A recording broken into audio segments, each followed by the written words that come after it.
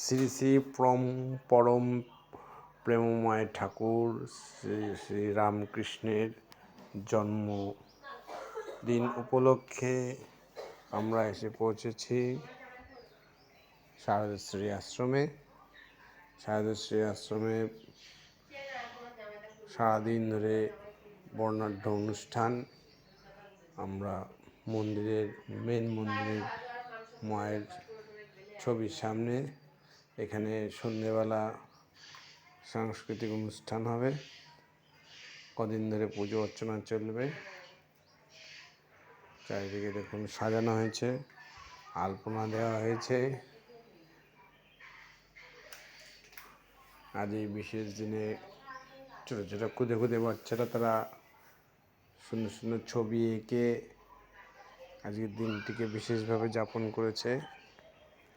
দেখুন ছোটো ছোটো খুদে বাচ্চাদের নিজেদের হাতে আঁকা ছবি, সেই ছবি দেখতে পাচ্ছেন। তো এই দিনটিতে এই আশ্রমে প্রতি বছরই কয়েকদিন ধরে খুব প্রোগ্রাম উৎসব চলতে থাকে। নিত্য পূজা অর্চনা সঙ্গে সঙ্গে সান্ধ্যকালীন সাংস্কৃতিক অনুষ্ঠান, গীতা পাঠ থেকে শুরু করে ঠাকুরের নানা রকম গান, মাতা সারদা মায়ের জীবনের নানা কাহিনী,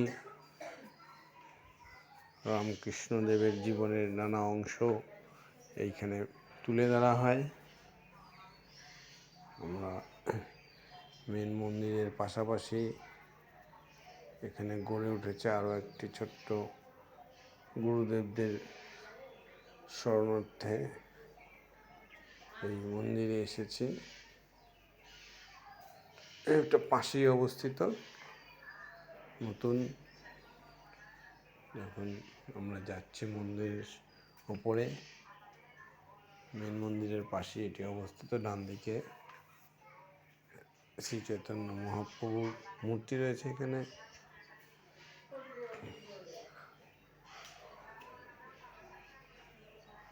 আপনারা দেখতে পাচ্ছেন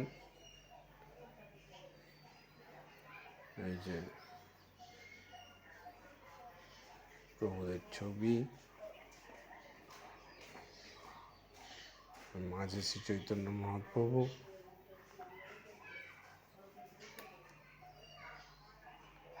আমরা ঘুরে ঘুরে আপনাদের দেখাবার চেষ্টা করছি পুরোটাই।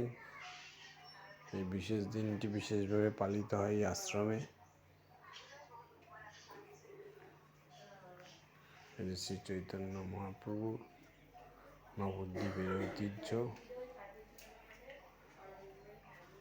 নবদ্বীপের সব কিছু।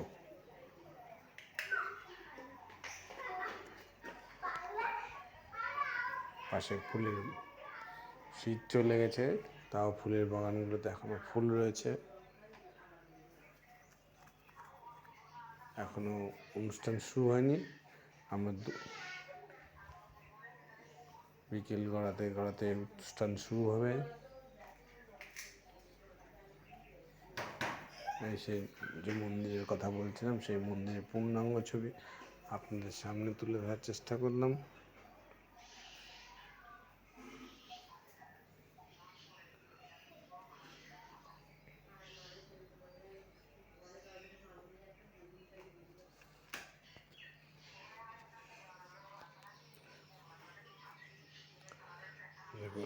ফুলের বাগান থেকে এবার আমরা মন্দির থেকে আস্তে বাইরে বেরিয়ে এসেছি। সেই রথের সময় রথকে সাজিয়ে বর্ণাঢ্য শোভাযাত্রা বেরোয় রাস্তায়। এছাড়া এখানে দাতব্য চিকিৎসালয়ের ব্যবস্থা আছে। ফ্রিতে সাধারণ মানুষদের চিকিৎসা পরিষেবা দেওয়া হয়। কম্পিউটার শেখার ব্যবস্থা আছে, যাতে গরিব মানুষেরা কম্পিউটার শিখতে পারে। এই তোরণ তৈরি করা হয়েছে তিরোধান দিবস, এই জন্মদিবস উপলক্ষে। এবং সেই শারদেশ্বরী আশ্রমের মূল ফটক।